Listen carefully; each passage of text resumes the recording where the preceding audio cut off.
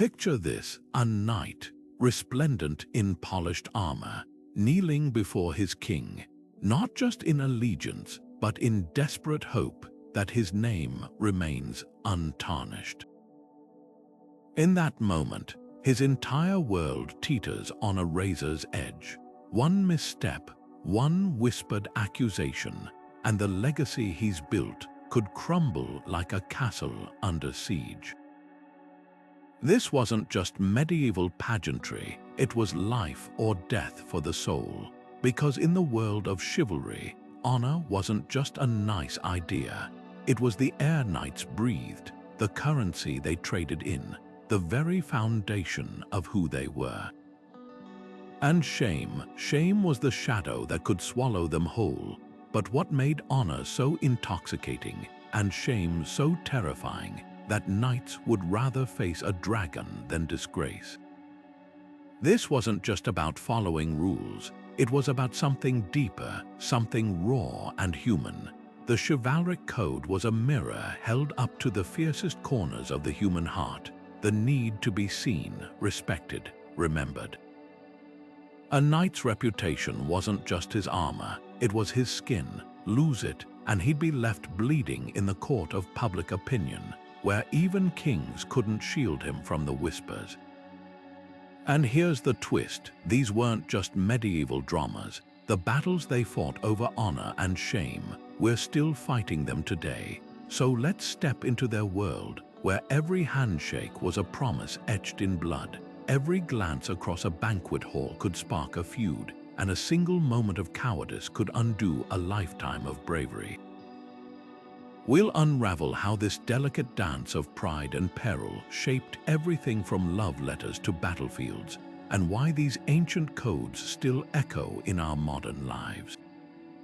Because whether we realize it or not, we're all knights now jousting for respect in a different kind of arena, ready to uncover what they feared, what they cherished, and what they'd die to protect.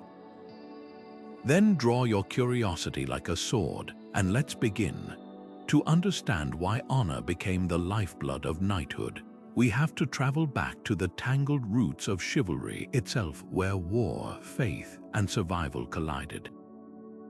Picture the chaos of early medieval Europe, where kingdoms rose and fell like tides, and a man's sword was often his only law. In this world of relentless violence, the church saw an opportunity. What if they could tame these warriors, redirect their ferocity into something holy?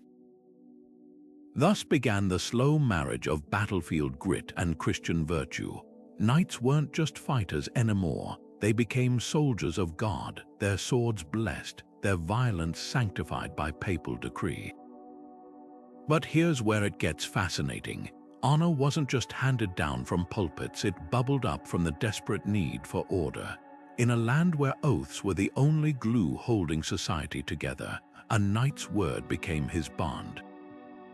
Break it, and you weren't just risking a duel, you were unraveling the very fabric of trust that kept lords and vassals from each other's throats. That's why loyalty wasn't just admirable, it was existential. A knight who betrayed his liege lord didn't just lose his lands, he became a walking cautionary tale, a ghost in the eyes of his peers. And then came the Crusades, the ultimate pressure cooker for chivalric ideals. Imagine riding into Jerusalem, not just for gold or glory, but with the weight of heaven itself on your shoulders. Suddenly, honor wasn't just about how you swung a sword. It was about whether you fed the poor, protected the weak, or resisted temptation in a city of strangers. The chronicles of the time are filled with knights who'd rather starve than steal bread, who'd face certain death rather than abandon a comrade. Because here's the truth they lived by: honor wasn't just how you fought. It was how you lived when no one was watching. Yet for all its lofty ideals, this system had a brutal underside. A knight's honor was always at the mercy of gossip, envy, or a single bad day on the battlefield. The same society that celebrated Lancelot's bravery could turn on him overnight if rumors of cowardice spread like wildfire. That's why tournaments weren't just games, they were live demonstrations of reputation, where a single joust could confirm your worth or expose you as a fraud. And in the shadows of these glittering spectacles, the ever-present fear that one misstep could turn a hero into a punchline, his name whispered in taverns not with reverence but ridicule. What's striking is how deeply personal this all was. Honor wasn't some abstract concept. It lived in the sweat of a knight's palms as he swore an oath, in the way his stomach dropped when his lord frowned at a missed strike in practice.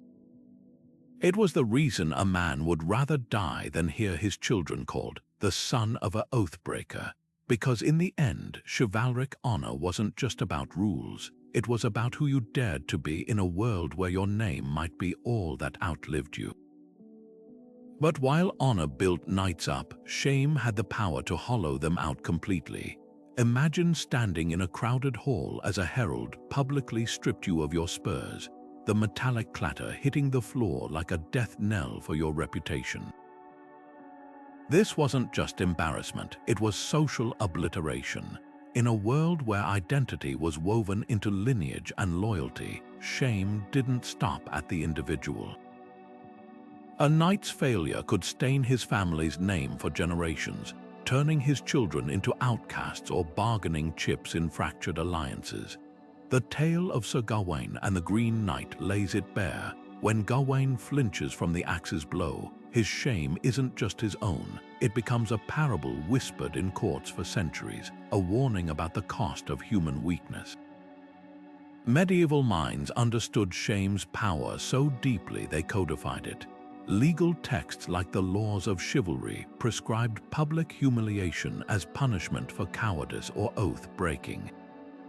A knight caught lying might be forced to wear a placard declaring his deceit, or worse, have his coat of arms defaced, the visual equivalent of erasing his existence. These weren't just penalties, they were psychological warfare, because in a society where status was performance, removing an audience was the ultimate cruelty. A shamed knight became invisible, his voice silenced at feasts, his seat left empty at tournaments. Even his armor, once a symbol of pride, could become a cage as the weight of disgrace made every clank of metal sound like mocking laughter. Yet shame's most insidious weapon was its ability to turn knights against themselves. Chronicles recount warriors who, after perceived failures, abandoned their titles to wander as penniless pilgrims or locked themselves in hermitages, their beards grown ragged with self-loathing. Take the tragic figure of Sir Balin from Arthurian legend. After accidentally killing his own brother in battle, he carves his shame into stone walls, a self-imposed exile from humanity. These weren't melodramatic gestures, they were survival tactics. In a world where inner torment was preferable to public scorn, self-punishment became a twisted form of control. What's startling is how medieval literature weaponized shame to police behavior. Romances like Tristan and Isolde didn't just entertain, they were moral blueprints showing how illicit love could unravel kingdoms. When Lancelot and Guinevere's affair is exposed, Camelot doesn't collapse from battle wounds, but from the slow poison of whispered judgments. Even the architecture of castles played its part. Great halls were designed so every cough or mutter carried, ensuring private shames could be made public in an instant. But here's the paradox: shame also fueled redemption. The same culture that exiled oathbreakers gave rise to quests like the Holy Grail, where knights sought purification through near-impossible trials. Gawain's shame over his failure drives him to wear a green girdle as lifelong penance, transforming disgrace into a badge of humility. This duality reveals chivalry's deepest truth: shame wasn't just a punishment. It was the whetstone against which honor could be sharpened anew, because in the end, a knight's greatest fear wasn't death. It was being remembered not for his glory, but for the moment he fell short. And that terror, it's one we still recognize today, every time we hesitate before a crowd or replay a mistake in the dark. The arena has changed, but the stakes feel hauntingly familiar. Honor wasn't just a moral compass for knights, it was their social security number, their credit limit, their passport to power. In an era before banks or background checks, reputation was the only currency that could buy trust at first sight. Think of it like this: when a stranger in armor rode into your castle courtyard, you didn't ask for references. You watched how he held his sword, how he treated his squire, whether his gaze wavered when giving his word. Every handshake was a contract written in the ink of honor, enforceable not by courts, but by the crushing weight of collective judgment. Take the high-stakes world of ransom customs. When a knight was captured in battle, his captors didn't demand paperwork, they gambled on his honor. A noble prisoner might be released on his promise to return with payment, sometimes traveling unguarded across enemy lines. This wasn't medieval naivety. It was a calculated system where breaking such an oath would render a knight worthless in future conflicts. The chronicles of the 100 Years' War tell of French knights who, after being ransomed, sold their estates to fulfill debts rather than face the slow suffocation of dishonor. Because in that world, being labeled an oathbreaker was financial suicide. No lord would hire you, no ally would shield you, no bride's family would consider you. Marriage negotiations reveal honor's economic power even more starkly. A knight with a spotless reputation could marry far above his station, his name alone compensating for thin coffers. The legendary William Marshal, once a landless knight, rose to become regent of England precisely because his unwavering honor made him the ultimate political safe bet. But woe to the knight whose name carried even a whiff of scandal. Dowries would vanish like morning mist, alliances would crumble, and suddenly, that ancestral castle seemed very, very empty. Tournaments were the ultimate honor marketplace, where reputation could be traded for royal favor. A lesser-known knight who unseated a champion didn't just win a purse of gold, he won whispers in the right ears. Kings and dukes scouted these events like modern CEOs at Ivy League campuses, seeking men whose reputations promised reliability. The flip side, a single act of cowardice like refusing a challenge or tampering with lance tips could blacklist a knight from every prestigious tournament in Christendom. What's fascinating is how honor created an invisible network of accountability. When a knight gave his word, he wasn't just speaking for himself. He became a link in a chain connecting his ancestors to his unborn heirs. That's why heraldry mattered so intensely. A coat of arms wasn't just decoration. It was a living credit report, broadcasting centuries of honorable service or one generation's disastrous lapse. Families would sometimes alter their crests after scandals, like medieval rebranding campaigns trying to outrun bad press. The cruel genius of this system. It made knights police themselves.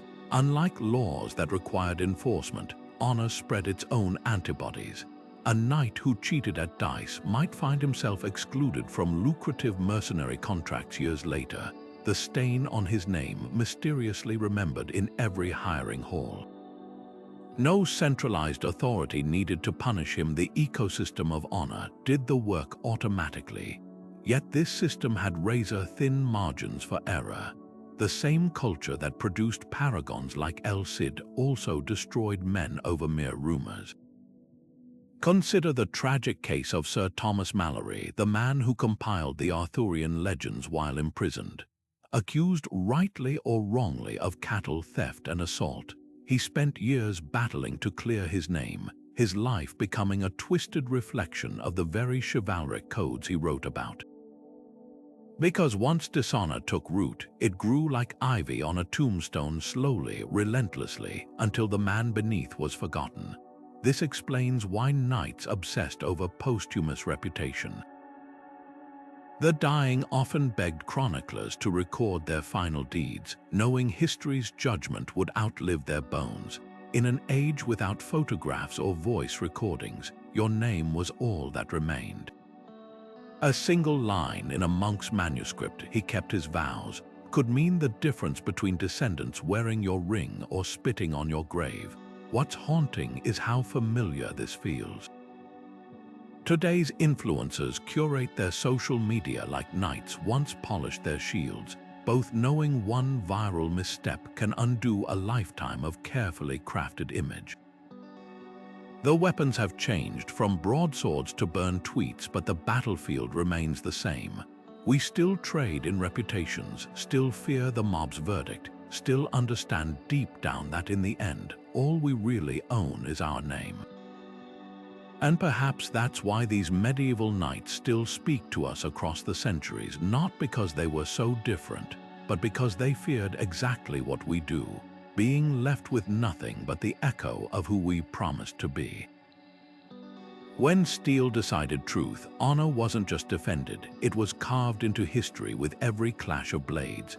Picture the hushed anticipation of a dawn-lit field, where two armored figures circled not for land or gold, but for something far more precious, the right to stand unashamed among their peers. The judicial duel was chivalry's most brutal courtroom, a place where God himself was thought to guide the hand of the righteous. In an age without forensic evidence or witness testimony, combat became the ultimate lie detector. The logic was terrifyingly simple. If your cause was just, divine favor would arm you, lose, and your corpse became the verdict. The Combat of the 30 in 1351 lays bare the spectacle's stakes. 30 French knights faced 30 Englishmen in a melee so legendary. Chroniclers wrote of broken swords clutched in dead hands and combatants pausing to prop wounded enemies against hedges so they could keep fighting with dignity.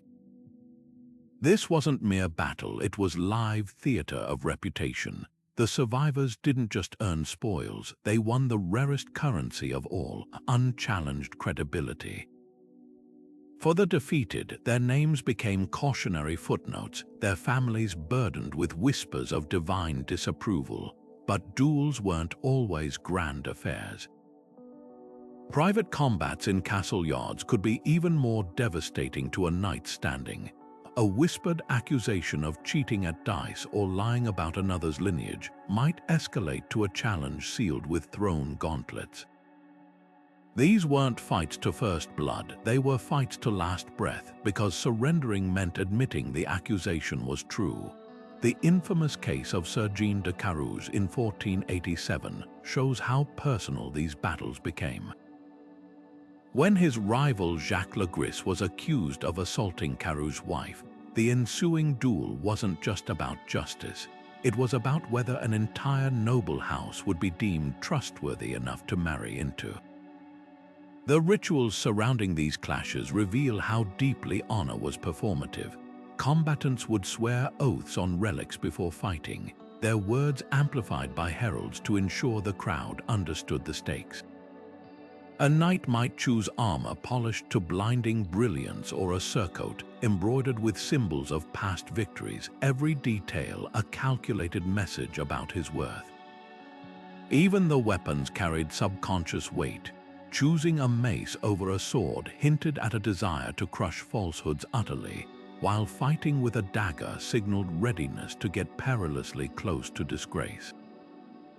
What's chilling is how these duels blurred the line between mortal combat and sacred rite.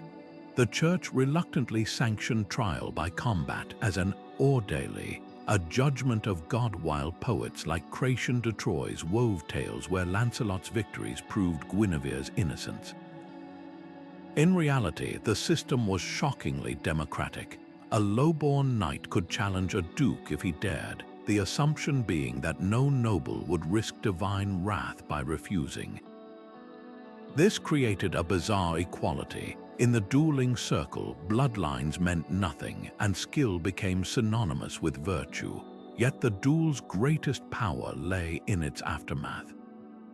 Winners didn't just walk away, they were carried shoulder high through cheering crowds, their vindication echoing in ballads. The Breton knight Bertrand du Guesclin turned his 1464 victory into political capital, leveraging his proven honor to negotiate treaties. Losers faced a fate worse than death. Their bodies were dragged through mud on a hurdle, their heraldic symbols defiled, their families legally obligated to never speak their name again. Some widows even had to forfeit dowries, as if disgrace were contagious. This obsession with public vindication explains why some knights requested duels on their deathbeds.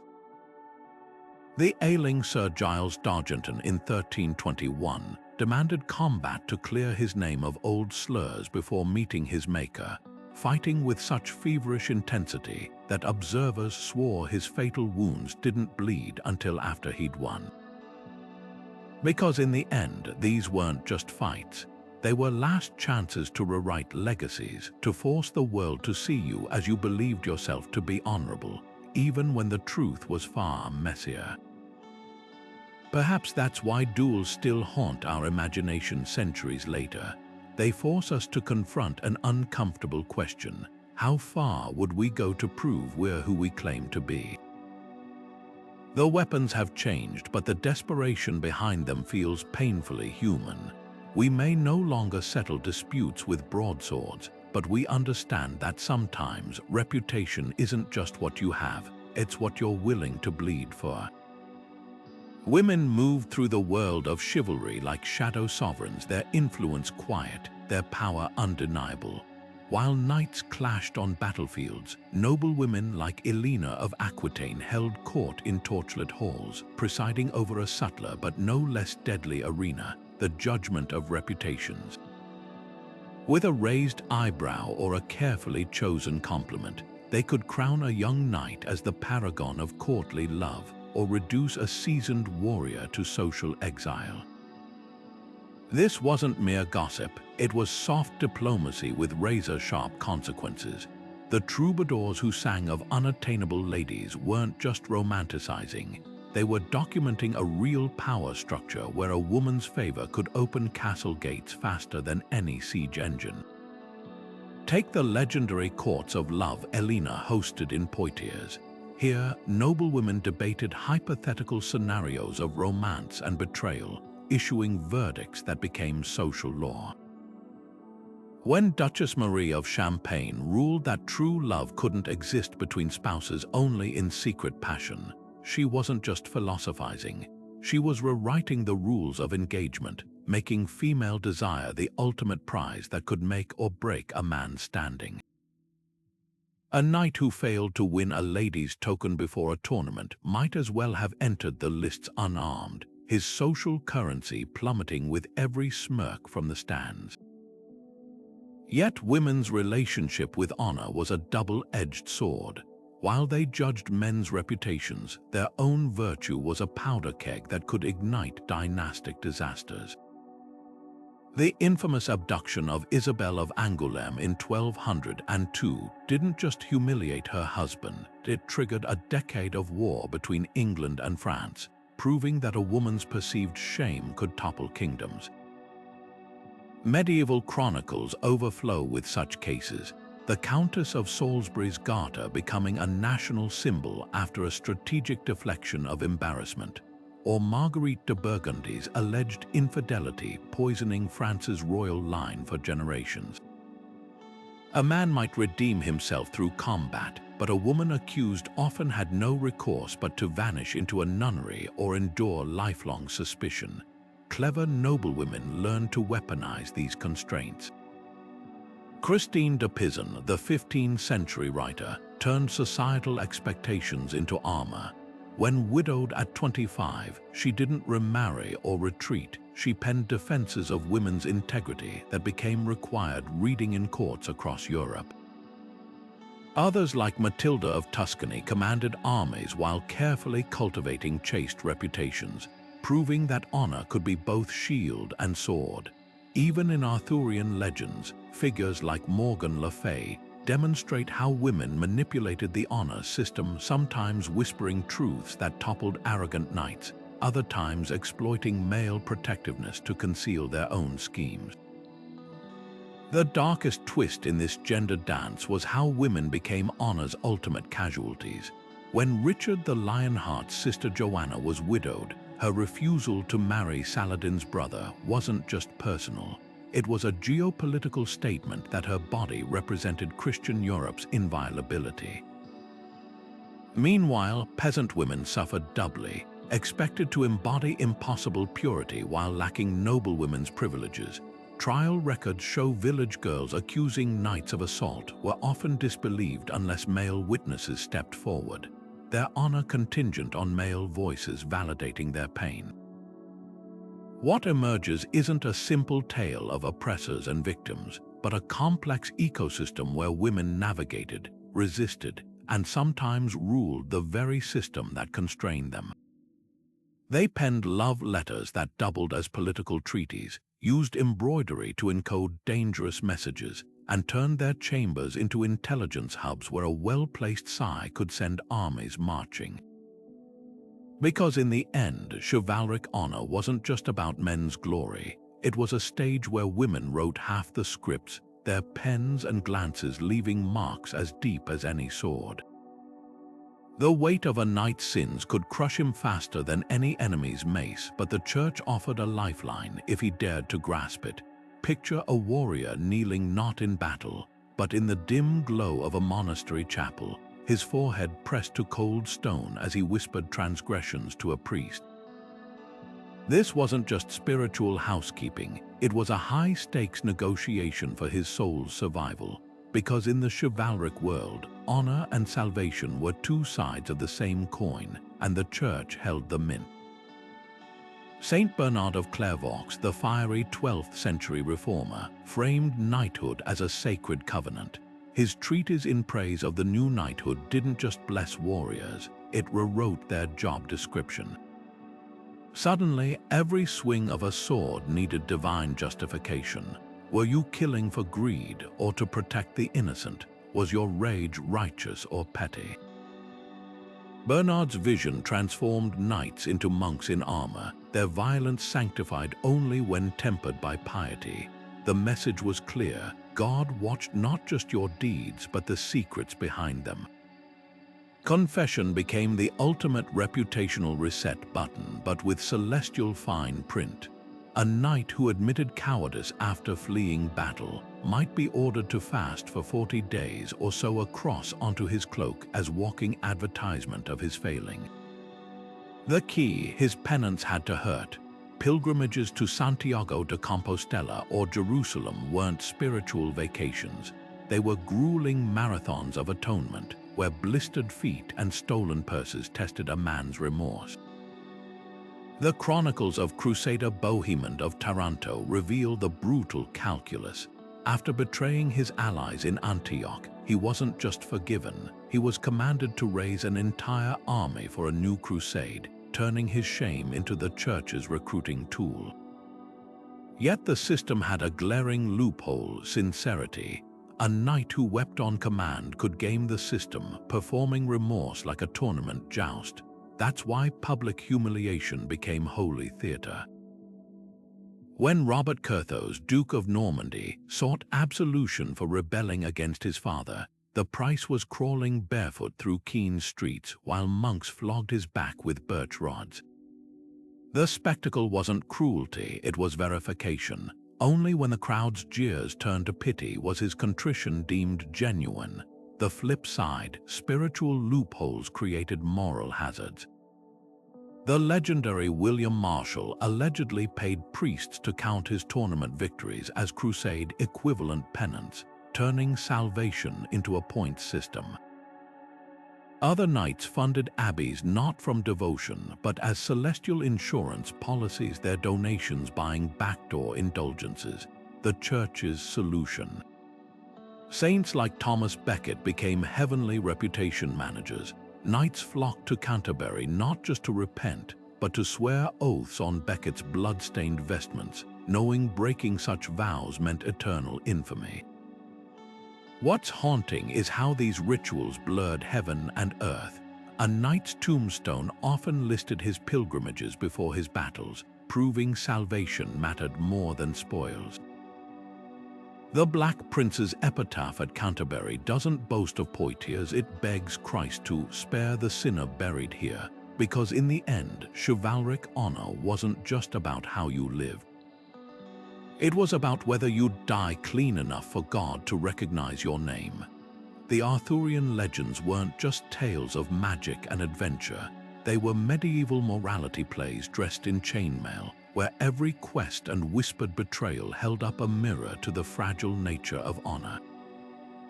Consider Sir Gawain's fateful encounter with the Green Knight. When that monstrous challenger rides into Camelot's feast, he isn't just testing Gawain's sword arm, he's exposing the cracks in chivalry itself. The green girdle Gawain secretly accepts to preserve his life becomes more than silk. It's the physical weight of his shame, a confession that even the Round Table's paragon valued survival over honesty. What makes this moment so devastating isn't the lie itself, but Gawain's raw, human reaction, how he wears that girdle afterward as both penance and proclamation, turning his failure into a public lesson about honor's impossible standards. Lancelot's tortured love for Guinevere twists the knife even deeper. Here's the ultimate knight christened by miracles, capable of defeating any foe, except his own heart. Mallory's Le Morte d'Arthur paints their affair not with tawdry brushstrokes, but as a slow-motion collapse of an entire world. Every stolen glance between them isn't just romantic, it's a landmine under Camelot's foundations. The genius of these stories lies in their painful duality. We root for Lancelot's passion even as we watch it unravel the very code that made him heroic.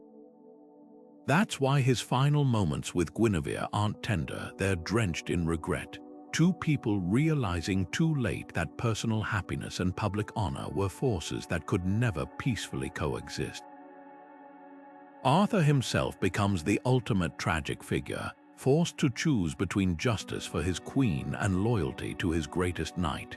His famous line, "I was given to understand you were both dead," isn't just grief, it's the desperate wish of a king who understands that some truths are too destructive to acknowledge. The Round Table doesn't fall to Mordred's army, it crumbles from the inside, eroded by secrets that honor demanded be kept until they couldn't be anymore.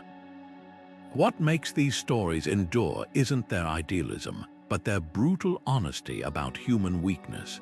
The quest del Saint Graal takes this further, showing how Galahad's perfect purity makes him unreachable, a walking indictment to flawed knights like Percival, who fail not from wickedness but very human hunger and exhaustion.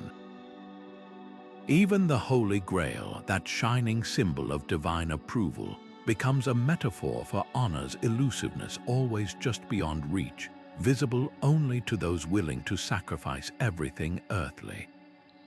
The brilliance of these legends lies in their refusal to offer easy answers.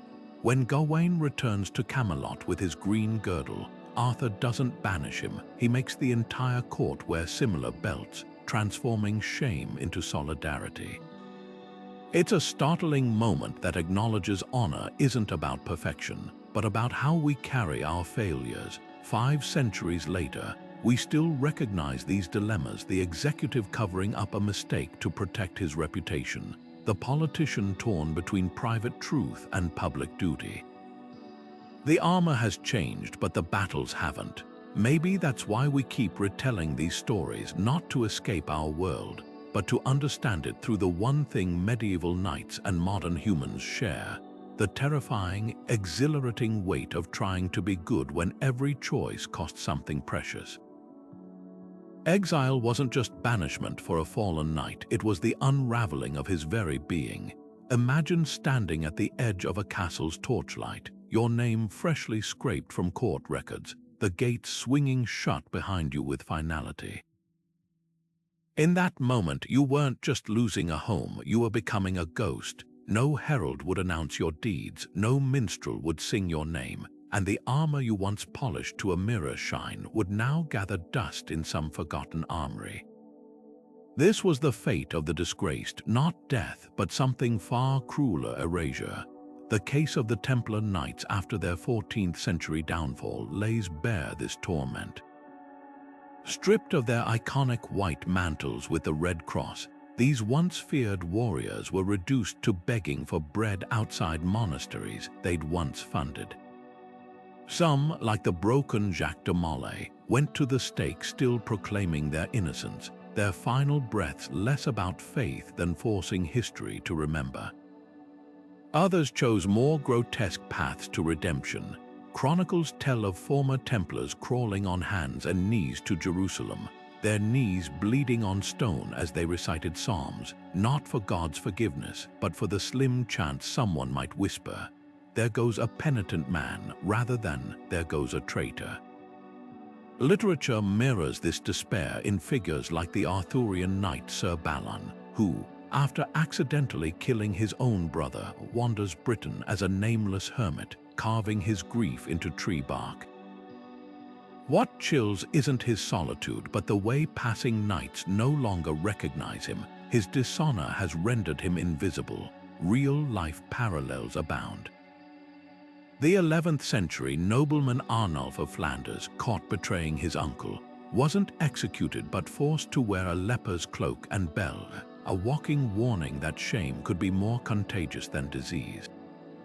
Yet some turned exile into defiance. The 15th century mercenary Rodrigue de Villandrando, banished from Castile for insubordination, didn't fade away. He rebuilt his reputation blade by blade across Europe's battlefields, his very notoriety becoming a brand.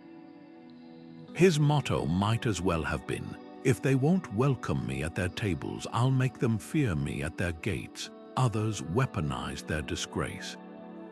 The Norman knight Robert de Bellême, exiled by King Henry I, became a boogeyman. Parents invoked to frighten children, "Behave, or Bellême will get you," his infamy outliving his crimes. The Church offered a precarious lifeline through pilgrimages of penance. Knights who'd committed atrocities could sometimes buy back their honor through years of brutal travel if they survived. The 11th century warrior Tassilo of Bavaria, guilty of oath-breaking, was ordered to carry 30 pounds of iron from his homeland to Jerusalem. He didn't make it past the Alps before collapsing, his body becoming a roadside cautionary tale. More successful penitents like Fulk Nerra, Count of Anjou, made multiple Jerusalem journeys, each time returning with palm fronds, proving his absolution only to plunge back into violence, turning penance into a macabre cycle. What's haunting is how these stories expose honor's cruelest paradox. It could be lost in an instant, but rarely regained in a lifetime. The 14th century knight Miles de Beauchamp, after being falsely accused of treason, spent 20 years battling in foreign wars just to earn one audience with Edward Roman III. When finally permitted to kiss the king's ring, witnesses wrote that his hands shook so violently the ring fell, a moment so painfully human it transcended medieval notions of dignity. Because in the end, the punishment wasn't just exile or penance. It was the gnawing understanding that no matter how far you wandered or how much blood you shed, you might never again belong to the world that made you. And perhaps that's why these tales still resonate. We all know what it's like to stand outside some proverbial castle, praying the gates might open just once more. The Crusades didn't just test knights' strength, they tore at the very fabric of their honor, forcing impossible choices where every decision left blood on their souls. Picture a Frankish knight standing in the smoldering ruins of Jerusalem in 1099, his sword arm trembling not from exhaustion, but from the weight of what he'd just done. The city's streets ran red, not with enemy soldiers, but with women and children his fellow crusaders had slaughtered in religious frenzy. This wasn't the holy war he'd pledged himself to. This was butchery wearing the mask of piety. And in that moment, the chivalric code, the sacred vow to protect the weak shattered like stained glass under a warhammer. Saladin understood this tension better than any European ruler. When he retook Jerusalem in 1187, his decision to spare Christian civilians wasn't just strategy, it was a masterclass in honor redefined. While Crusader chronicles sneered at Muslim infidels, even they couldn't ignore the Sultan's mercy. Wounded Frankish soldiers were carried to his personal physicians. Widows of butchered knights received safe passage. His restraint exposed an uncomfortable truth. Honor wasn't exclusive to those who wore the cross. The Arab chronicler Imad ad-Din captured the irony, writing how Saladin's men sheathed their swords while the Franks sharpened theirs on innocents. Yet for every Saladin there stood a Richard the Lionheart, whose legend was forged in contradictions. The same king who spared Muslim prisoners at Jaffa also ordered 2,600 captives executed at Acre when ransom negotiations stalled. His justification, divine will. This slippery morality reached its peak during the Arsuf campaign, when Richard, cornered by Saladin's forces, deliberately positioned his vulnerable infantry as bait, sacrificing common soldiers to protect his elite knights.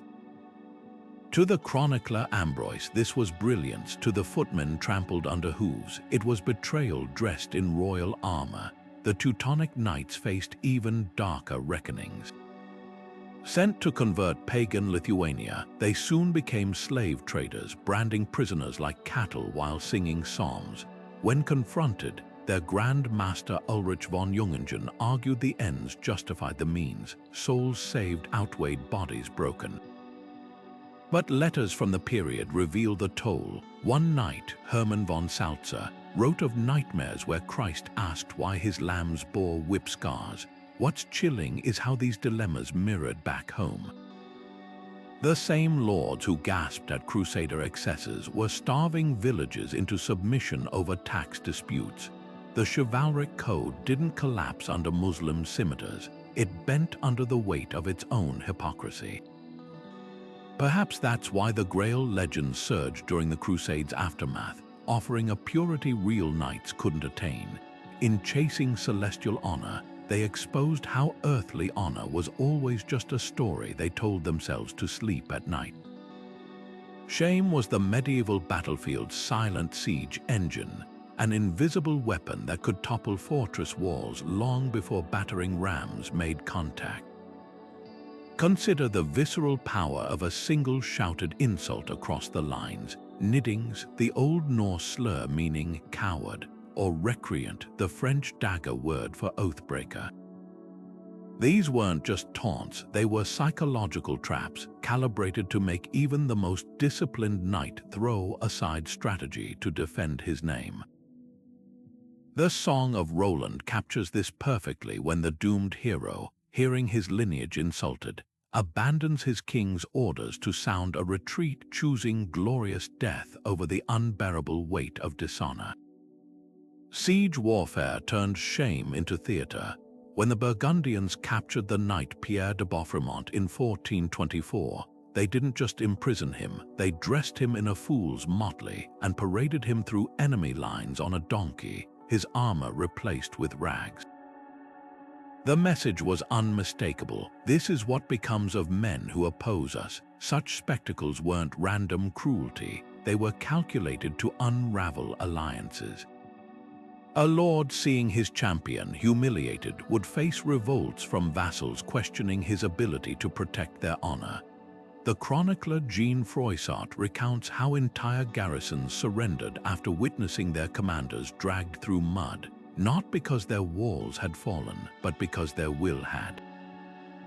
Even heraldry became a weapon of mass humiliation. Attacking armies would sometimes fly defaced versions of their enemies' coats of arms, a lion with its tail between its legs or a knight's helm cracked open. At the Battle of Agincourt, English archers reportedly hung captured French standards upside down, transforming symbols of pride into emblems of disgrace. The psychological toll was devastating. Knights who might have endured hunger or injury broke when faced with the prospect of their family crest becoming a laughingstock. The darkest genius of shame warfare lay in its ripple effects. When the Welsh rebel Owain Glyndwr captured Sir Edmund Mortimer in 1402, he didn't ransom him. He married him to his daughter and forced him to fight for Wales. English chroniclers spun this as brainwashing, but the truth was subtler. By binding Mortimer to his former enemies through kinship, Glyndwr made his return to English society impossible. Honor culture's rigidity became its own undoing. A knight who'd broken bread with rebels could never again sit unquestioned at his liege's table. What's chilling is how these tactics preyed on the very ideals that held chivalry together. The same code that demanded mercy for a surrendered foe also demanded that surrender be unbearable. When the Black Prince paraded the captured King John of France through London in 1357, not in chains but in a procession dressed in royal finery, he wasn't being kind. He was showcasing John's powerlessness while pretending to honor him, a masterstroke of psychological warfare that left onlookers whispering, "What use is a king who lets himself be led like a prize bull?" Modern militaries still deploy shame's descendants propaganda leaflets, viral videos of captured soldiers, the strategic leaking of embarrassing communications. But medieval knights understood something we often forget. The most lasting battles aren't fought with steel, but with the terror of being remembered as less than what you swore to be. And in that, they were centuries ahead of their time. Capturing a knight in battle wasn't just a tactical victory, it was a financial windfall with razor-thin margins. Picture the moment a defeated nobleman removed his gauntlet, not to surrender his sword, but to negotiate the terms of his own value. The ransom system turned warfare into a bizarre sort of marketplace, where a man's honor was his collateral and his word functioned as a binding contract. Take the staggering case of King John II of France, captured by the English at Poitiers in 1356. Rather than languish in chains, he was paroled to raise his own ransom, a sum equivalent to twice France's annual revenue. For 3 years, he hosted dinners in London while his son took his place as hostage. The entire arrangement balanced on the fragile assumption that a king's pride outweighed treachery. But ransoms weren't just for royalty. Even minor knights could fetch sums that would bankrupt lesser lords, creating a perverse incentive to keep enemies alive. The 14th century mercenary Sir John Hawkwood made a career of capturing Italian nobles, once releasing a Visconti heir for the price of a small castle paid not in gold, but in promises of future military service. These transactions relied on an unspoken algorithm. The more impeccable a knight's reputation, the higher his ransom, and the quicker his release. A man known for keeping oaths might dine at his captor's table with a handshake agreement, while a suspected oathbreaker would rot in a damp cell until coins clinked in his jailer's palm. The system's brilliance and its cruelty lay in its self-policing nature. When the Burgundian knight Jacques de Lalaing was captured in 1449, his captor didn't demand immediate payment.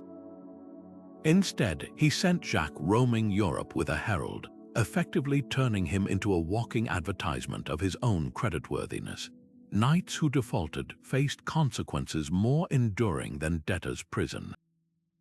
The chronicles of the 100 Years' War tell of French chevaliers struck from tournament rolls after missing payments, their shields left undefended in melees as rivals deliberately targeted them for public humiliation. Yet the ransom economy had its dark loopholes. Some captors exploited the code's niceties, like the English commander who gifted his star prisoner, the Count of Eu, to King Edward III, technically avoiding the sin of extortion while still pocketing a fortune. Others played psychological games. The notorious Rodrigo de Villandrando would release Spanish knights with impossible ransom demands, then graciously, reduce the sum in exchange for their eternal loyalty. The most desperate prisoners turned to indentured servitude, like the German knight Ulrich von Hutten, who spent 2 years as his captor's scribe, translating Arabic texts to work off his debt. What's fascinating is how this system mirrored, and sometimes clashed with, emerging financial markets. Italian bankers like the Medici began underwriting ransoms, effectively turning honor into a tradable commodity.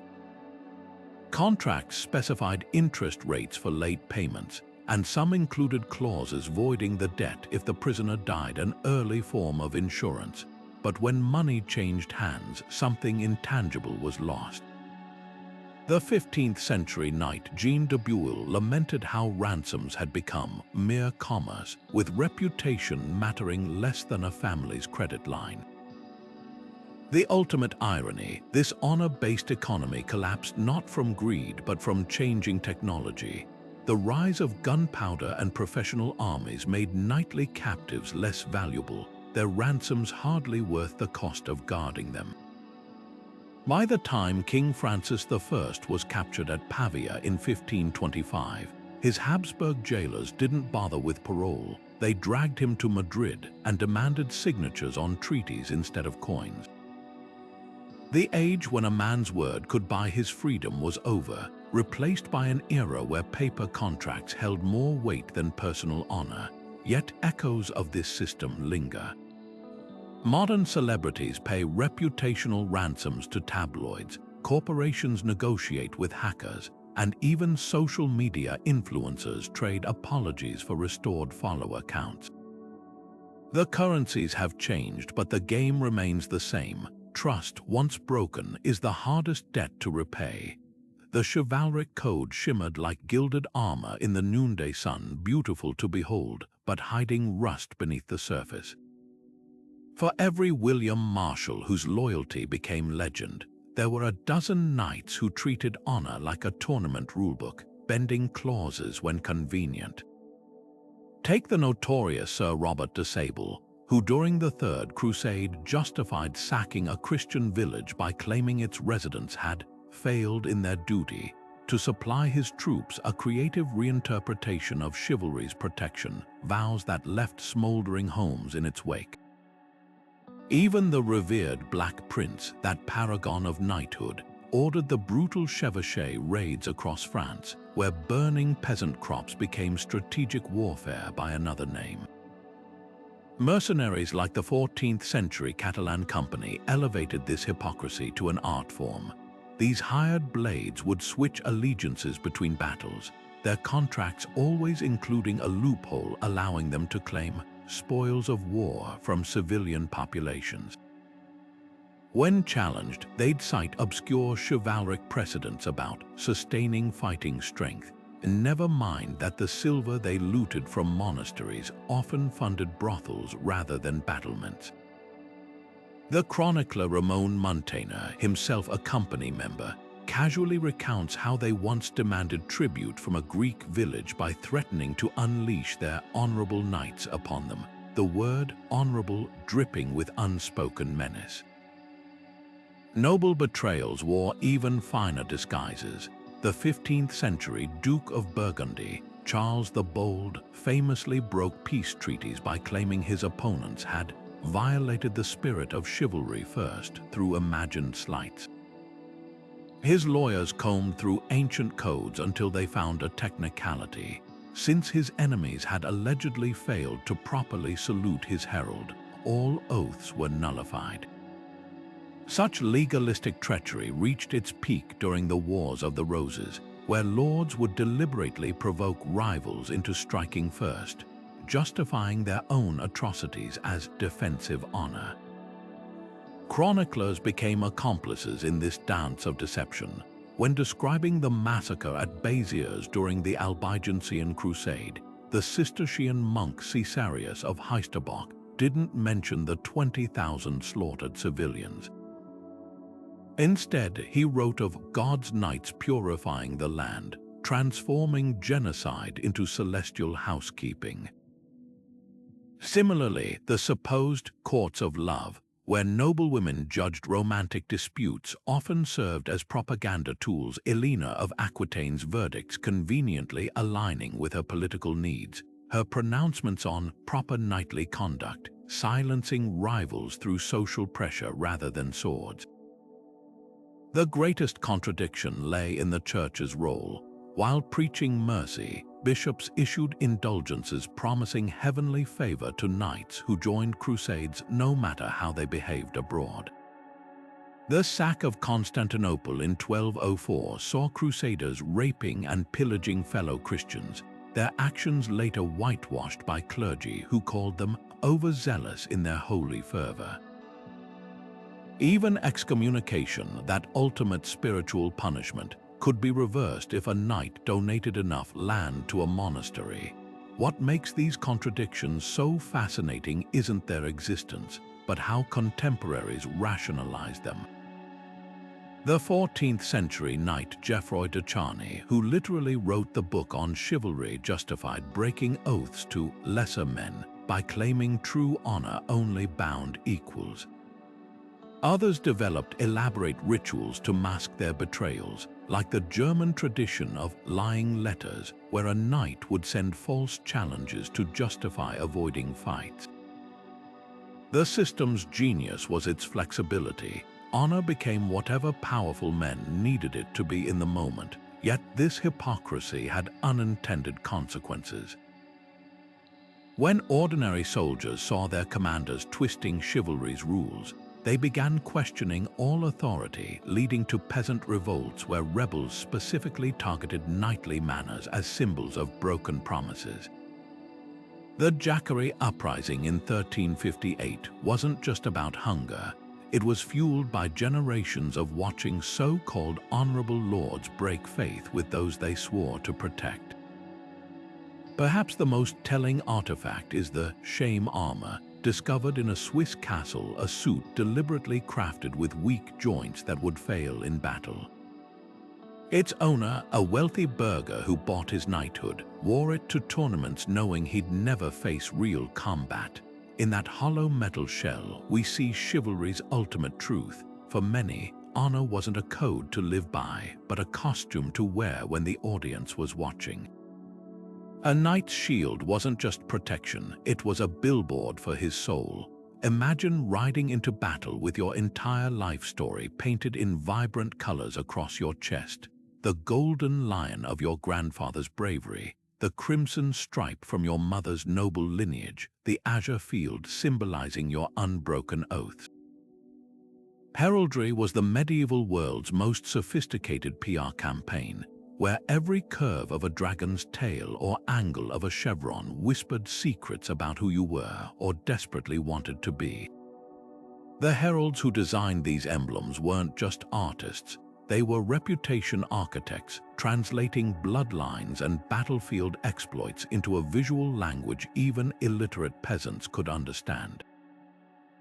Take the case of the famous Bohun swan. When the young Henry of Bolingbroke adopted this elegant bird for his crest in 1399, it wasn't random. It signaled his transformation from exiled rebel to future king.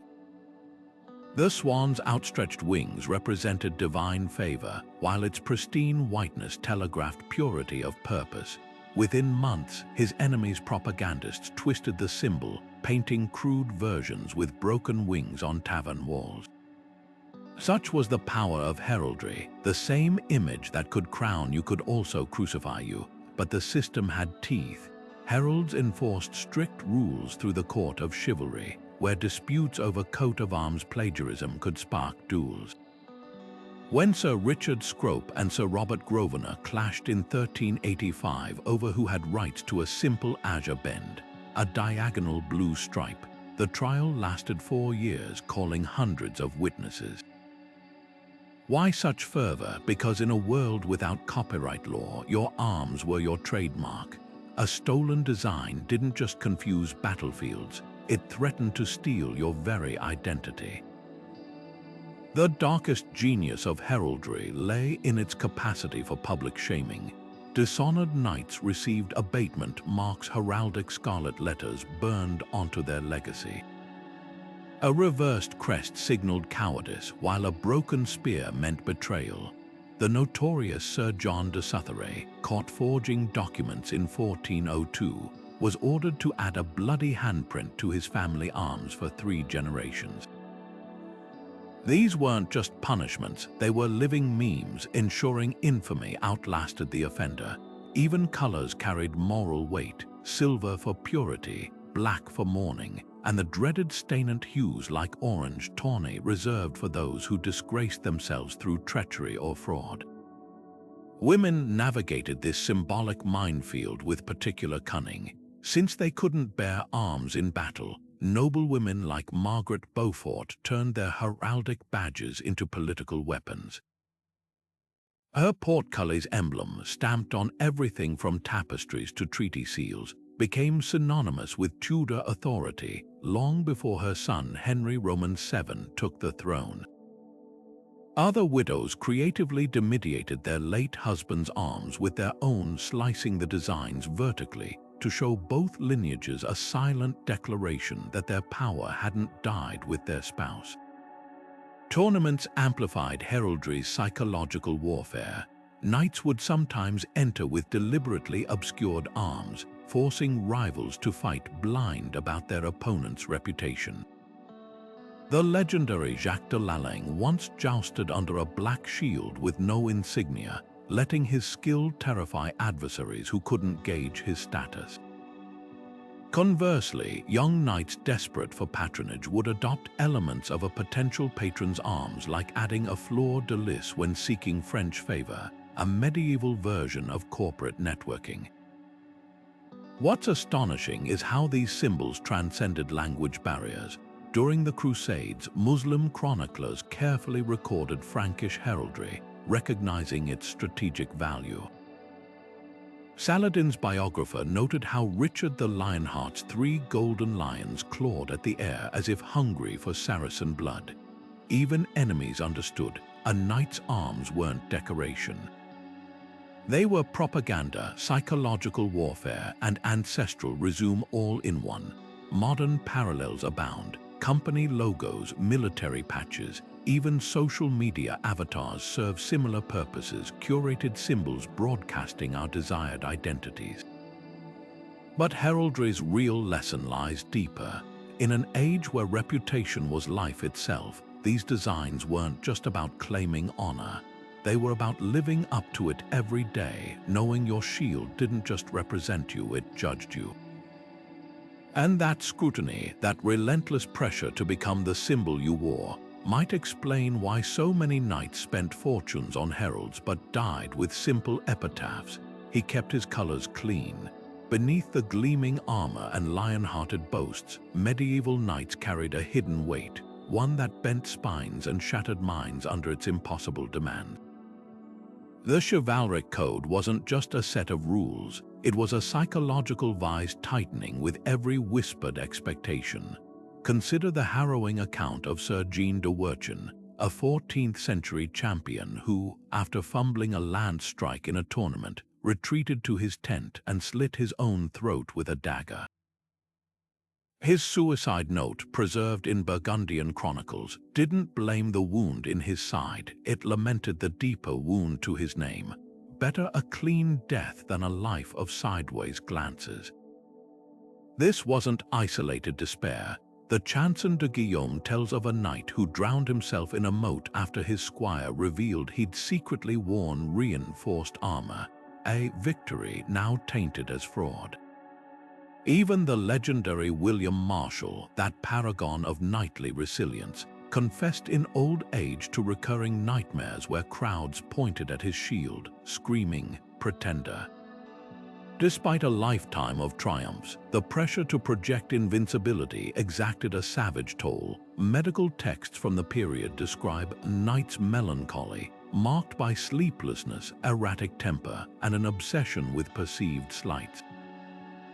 Philosophers of the age grappled with this dissonance. Ramon Lull's Book of the Order of Chivalry devoted entire chapters to the black bile of honor, arguing that knights suffered more from internalized shame than battlefield wounds. His solution, a radical notion for the time, confessing vulnerabilities to trusted brothers in arms, yet few dared. The stigma ran too deep. Better to suffer silently than admit the code's ideals might be inhuman. The Church's response often worsened the torment. While offering absolution for sins like lust or greed, confession manuals treated honor-related anguish differently. A knight haunted by civilian casualties from a siege might be told his guilt was pride disguised as remorse, a sinful lack of faith in God's forgiveness. This theological catch-22 left many like the Teutonic knight Hartmann von Heldrungen in purgatorial limbo, too ashamed to seek solace, too devout to ignore his conscience. Literature became an outlet for these unspoken struggles. The anonymous Songe Duville Pellerin features a knight who hallucinates his heraldic beasts, the lions and eagles he'd worn so proudly, gnawing at his flesh in sleep, literalizing honor's self-cannibalizing nature. Real-life parallels emerge in wills and letters, where aging warriors begged heirs to bear the name more gently than they had. The heartbreaking plea of Sir John de Sully, who'd fought at Crécy and Poitiers, echoes across centuries. I die content in lands and gold, yet poorest in peace of mind. What makes this suffering so poignant is its modernity. These knights grappled with what we now call perfectionism, imposter syndrome, performance anxiety, ailments dressed in chainmail rather than business suits. Their armor's physical weight became a metaphor for the psychological burden, both designed to protect yet capable of crushing the very thing they shielded. Perhaps that's why their stories still resonate. Not because they were so different, but because they feared what we all do, that one day the world might see through the polished surface to the fragile human beneath. Chivalry's fingerprints are everywhere in our modern world, though we rarely recognize them as medieval. The crisp salute of a cadet at West Point, the handshake sealing a business deal, even the unspoken rules of online gaming, all carry faint whispers of knights-long dust. Military academies drill cadets in honor codes lifted straight from chivalric manuals, where lying isn't just wrong but unbecoming. When a Marine receives an honorable discharge, that adjective isn't bureaucratic filler. It's a direct descendant of the medieval belief that how you leave the field matters as much as how you fought. Even sportsmanship's veneer, shaking hands after a brutal match, mirrors tournaments where sworn enemies helped each other remove dented armor, yet this legacy cuts both ways. The same culture that gave us noble ideals also birthed toxic expectations, modern bro codes demanding silence about misconduct, eerily parallel knights covering for comrades who pillaged villages. The medieval obsession with public reputation finds its digital doppelganger in cancel culture's swift judgments, where a single misstep can brand someone forever, just as a knight's coat of arms could be defaced for generations. The key difference, where shame once required a herald's proclamation, now a viral tweet can achieve the same devastation in seconds.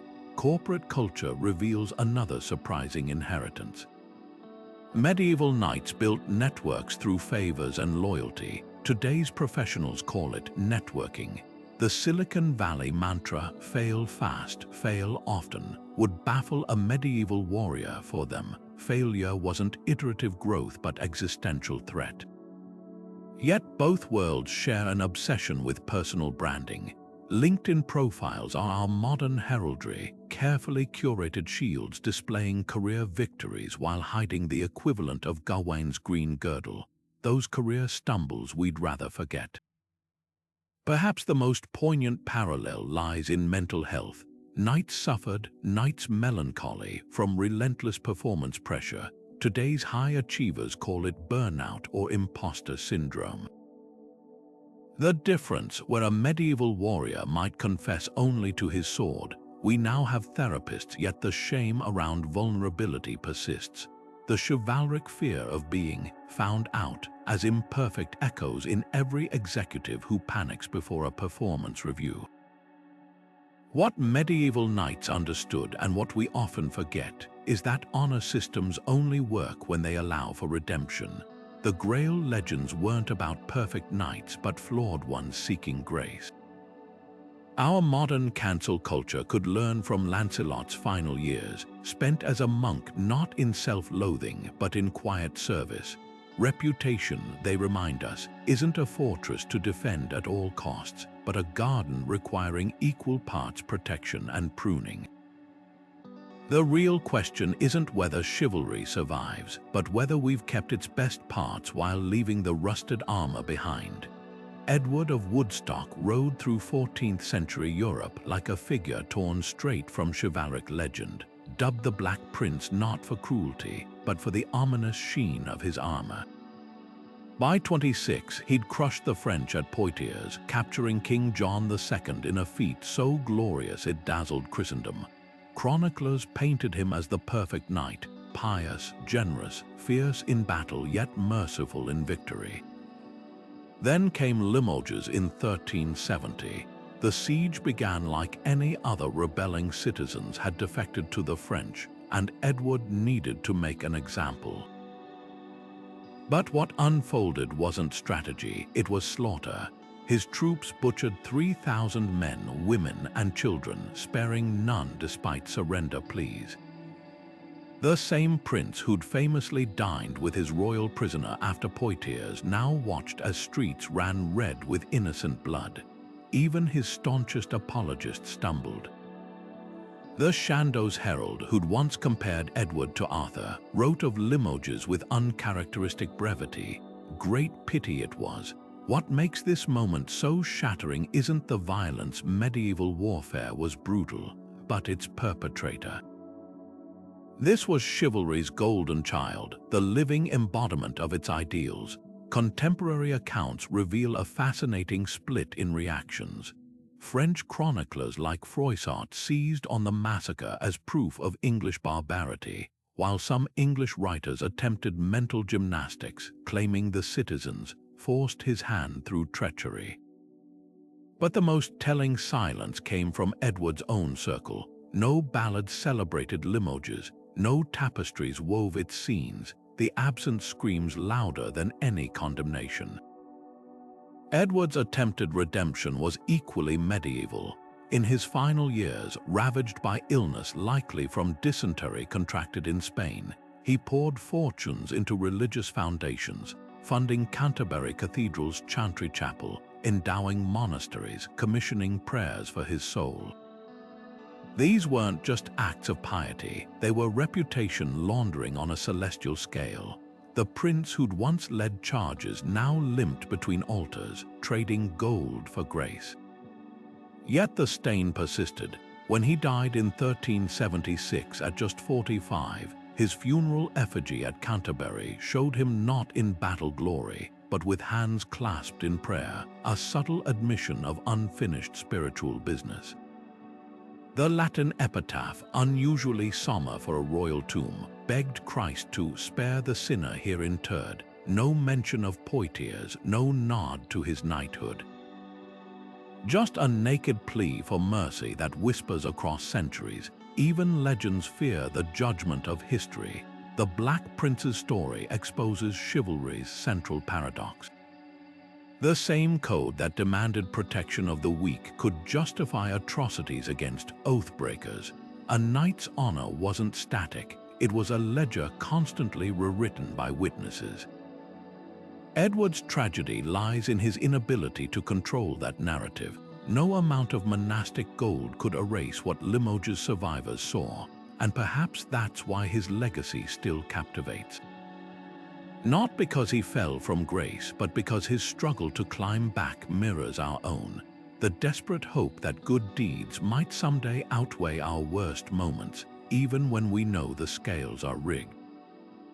The forests of medieval England whispered with more than just wine through the leaves. They carried the defiant laughter of men who wore outlawry like a badge of honor. Robin Hood wasn't just stealing from the rich to feed the poor. He was staging a one-man rebellion against the entire notion of who got to define honor. When he strung his bow in Sherwood, he wasn't just aiming at the sheriff's men, he was taking aim at a system that equated nobility with virtue. The ballads celebrating his exploits reveal a delicious irony. This so-called criminal became the moral compass of an age where law-abiding lords often behaved like brigands in silk. Take the real-life inspiration behind the legend men like Eustace the Monk, the 12th century mercenary turned pirate who terrorized the English Channel. Born a nobleman's son, Eustace chose infamy over feudal servitude, building a floating kingdom of renegades who followed their own maritime code. Chroniclers painted him as a devil, yet fishermen left offerings on coastal shrines praying for his protection against worse predators, tax collectors and corrupt bishops. His story exposes the era's cognitive dissonance. The same peasants who crossed themselves at Sunday Mass cheered for outlaws who robbed the very tithes they resented paying. What made these rebels so compelling wasn't law-breaking, but their meticulous observance of alternative honor systems. Robin Hood's band swore oaths under the greenwood tree, punishing betrayal with banishment rather than blades. The infamous Cotterell gang, who roamed 14th century Derbyshire, distributed stolen grain during famines while local lords hoarded it. These weren't chaotic criminals, they were shadow governments, proving that chivalry's ideals could flourish outside castle walls if you replaced fealty to a lord with loyalty to the dispossessed. The church's response to this phenomenon was hilariously conflicted. Preachers thundered against outlaws from pulpits, yet monasteries secretly hired them as muscle in land disputes. The Ballad of Adam Bell describes a fugitive receiving sanctuary at Carlisle Cathedral, where monks hid him not out of charity, but because he'd once saved an abbot from highwaymen.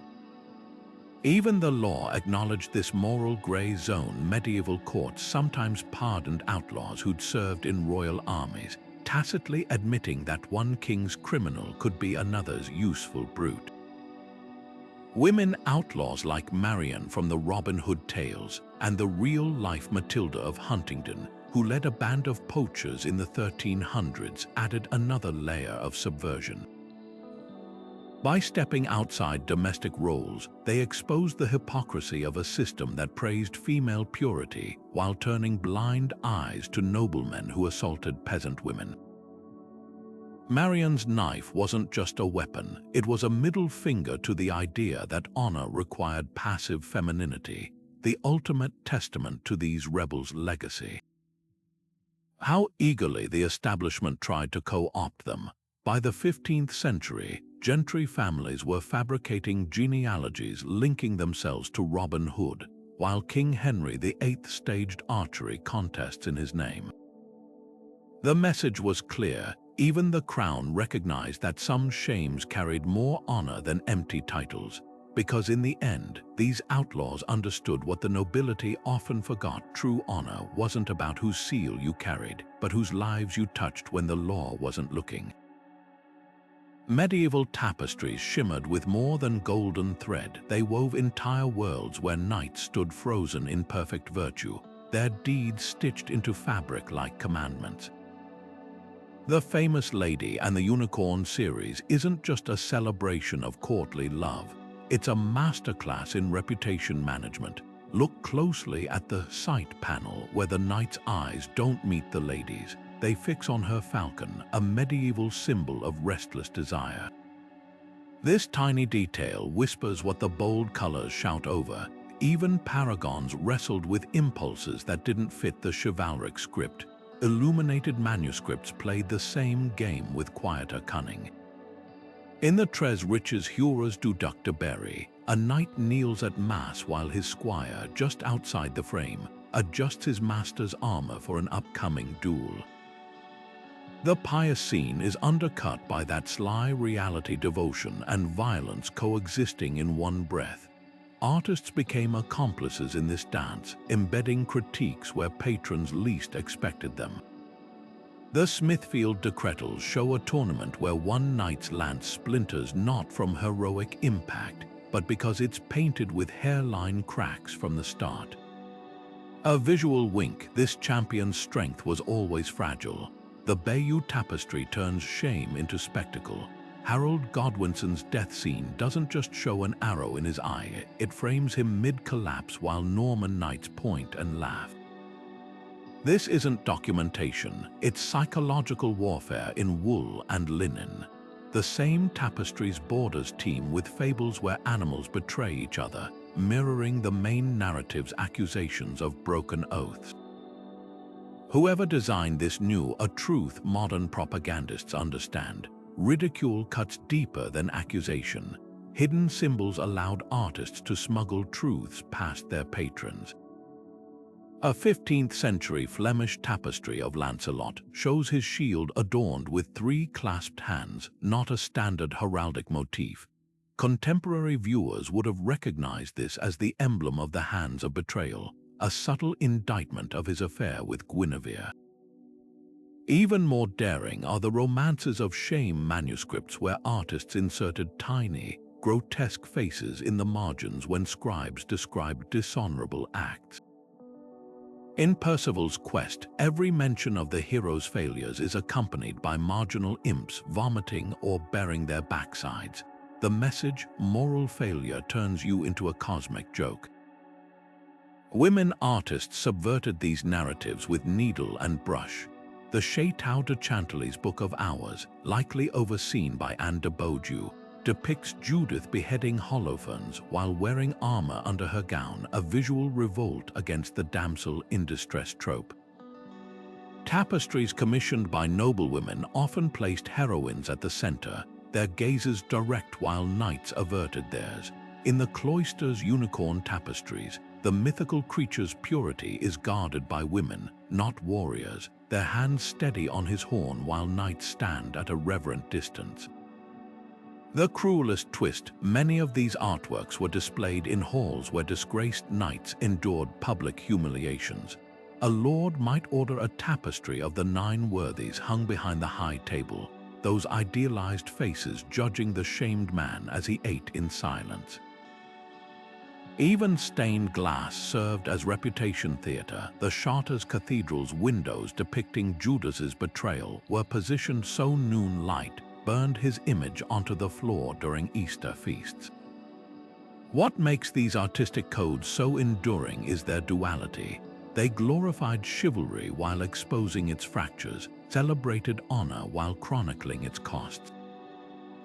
In that tension, they captured a truth modern influencers might recognize. Every portrait is part propaganda, part confession, especially the ones we paint of ourselves. Before modern psychology dissected shame in clinical terms, medieval thinkers like Thomas Aquinas described it as the soul's fever, a scorching internal alarm signaling moral peril. Imagine a knight kneeling in confession, sweat beading on his brow not from the weight of his armor, but from the unbearable heat of exposed transgressions. Aquinas and his contemporaries saw shame's physical manifestations, the flush creeping up a noblewoman's neck, the tremor in a liar's hands, as more than embarrassment. These were visible cracks in a carefully constructed moral facade, proof that the body couldn't lie even when words did. Monastic texts compared shame to a festering wound. The 13th century Summa Theologica warned that unconfessed guilt would putrefy the spirit, spreading inward like gangrene until it poisoned one's entire being. This wasn't metaphor. Medieval medicine literally linked unchecked shame to physical ailments. Physicians recorded cases of honor sickness, noblemen wasting away with no apparent malady, their bodies mirroring the collapse of their reputations. The cure, public penance, which functioned like spiritual surgery, lancing the abscess of hidden sin before it could consume the soul. Yet shame's duality fascinated theologians. While excessive shame could paralyze, its absence signaled something far worse: moral blindness. The tale of Sir Gawain, a knight who committed atrocities without remorse until divine intervention forced him to confront his deeds, became a cautionary fable. His redemption only began when shame finally pierced his heart like a lance, proof that this painful emotion could be a divine gift. Monasteries even developed shame rituals to cultivate healthy guilt. Novices accused of pride might be made to wear donkey ears during meals, the humiliation recalibrating their moral compass through discomfort rather than cruelty. The body's involuntary reactions fascinated medieval scholars. Blushing, that uncontrollable rush of blood to the face, was considered the most truthful of all responses, a physiological confession no dissembling could suppress. Medical texts called it God's needle, stitching the soul's hidden flaws to the flesh for all to see.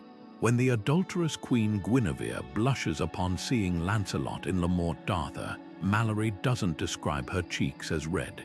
He writes that they burned with heaven's own fire, branding her guilt in celestial flames. Shame's social engineering was equally sophisticated. Town criers didn't just announce criminals' sentences, they orchestrated spectacles of calculated disgrace. A perjurer might be paraded with his tongue pinned to a board, his body transformed into a walking sermon about truth sanctity. These displays exploited a core medieval belief that communal shaming could shock a soul back to virtue. The Fleta, a 13th-century legal manual, prescribed shaming punishments for minor offenses precisely because they caused reformation without bloodshed, a precursor to modern restorative justice. But the system had a dark loophole. Those incapable of feeling shame, psychopaths by modern standards, were deemed spiritually doomed. The Ancren Wis, a guide for medieval anchoresses, taught that shamelessness was the devil's fingerprint, a sign the soul had hardened beyond redemption. This explains why chroniclers emphasized whether condemned men showed remorse at executions. A knight who wept on the scaffold might earn posthumous pity, while one who died defiant became a cautionary tale, his portrait defaced in family genealogies. The genius of medieval shame psychology lies in its brutal honesty. Where we might pathologize guilt as unhealthy, they saw it as vital, the emotional equivalent of pain warning of injury. A knight's nightmare wasn't dying in battle, it was dying unshriven, his sins festering unseen. That terror shaped civilizations, fueling everything from pilgrimage roads to cathedral construction. Because ultimately, their view of shame wasn't about punishment. It was about the fragile, furious hope that no one, not even the worst sinner, was beyond the reach of redemption's scalpel. The thunder of cannons didn't just crumble castle walls, it shattered the very foundation of chivalry's honor code. By the 16th century, a knight's polished armor was little more than a moving target for gunpowder, and the ideals that once bound society together now seemed as antiquated as a catapult. Enter Niccolò Machiavelli, whose The Prince laid bare the brutal truth. In this new world, survival favored the cunning, not the courteous. His infamous advice that it's better to be feared than loved was a direct rebuke to centuries of chivalric posturing. Kings who once jousted for glory now schemed in shadowed chambers, where a well-placed bribe or poisoned cup achieved what lance charges no longer could. Yet honor refused to die quietly. Like a ghost clinging to its ancestral halls, it simply changed form. The elaborate dueling codes of the Renaissance transformed honor from a lifelong pursuit into a series of theatrical showdowns. A single misspoken word at a banquet could escalate into a dawn confrontation with rapiers, where the point d'honneur, the precise rules governing insults and satisfaction, mattered more than the original slight. These weren't the grand judicial duels of old, but petty, often deadly performances for an audience of sneering aristocrats. The tragic irony, as knights vanished from battlefields, their descendants turned honor into a hollow costume drama, complete with engraved pistols and seconds who kept time like stage managers. Literature exposed this absurdity with savage precision. Miguel de Cervantes' Don Quixote didn't just mock a delusional old man, it skewered an entire culture clinging to outmoded ideals. When Quixote charges at windmills, mistaking them for giants, he embodies a nobility that could no longer distinguish between valor and vanity. Yet even Cervantes couldn't resist the allure of chivalry's fading glow. His Mad Knight's final moments, recounting his fantasies on his deathbed, carry an unexpected melancholy, as if the world had lost something beautiful, if impractical, when it stopped dreaming in terms of quests and grails. The Renaissance's nostalgia for chivalry birthed strange hybrids. Elizabethan England revived jousting as tilt-yard theatre, where nobles in anachronistic armor performed for Queen Elizabeth's applause. These spectacles weren't about martial skill, they were political propaganda designed to cloak Tudor realpolitik in Arthurian mystique. Across Europe, aristocratic families commissioned faux medieval portraits, their subjects posing with swords they'd never wielded in battle, their heraldry invented wholesale by enterprising artists. Honor had become a commodity, something to be purchased and displayed like a rare tapestry. But the most enduring legacy of chivalry's twilight lies in our modern obsessions. Historical reenactments, from Renaissance fairs to Society for Creative Anachronism events, reveal a deep hunger for the clarity of a knight's code, even if it's just for a weekend. Military academies still teach cadets about noblesse oblige, that ancient notion that privilege carries responsibility. And every time a politician invokes honor and integrity, they're reaching back, consciously or not, to a time when those words weren't platitudes but life or death covenants.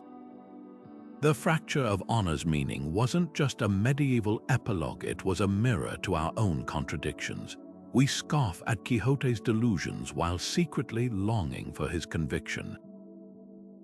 We dismiss dueling as barbaric yet thrive on social media's modern equivalents, where reputations are ruined in seconds flat.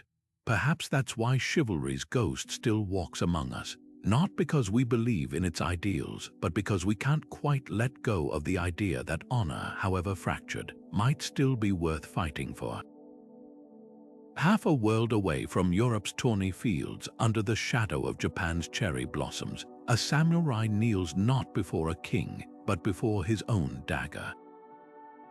The ritual of seppuku wasn't just suicide, it was the ultimate ledger balancing personal honor, where a disgraced European knight might beg for public pardon from his liege, the samurai's blade cut inward, his final act severing shame from his name without needing witnesses.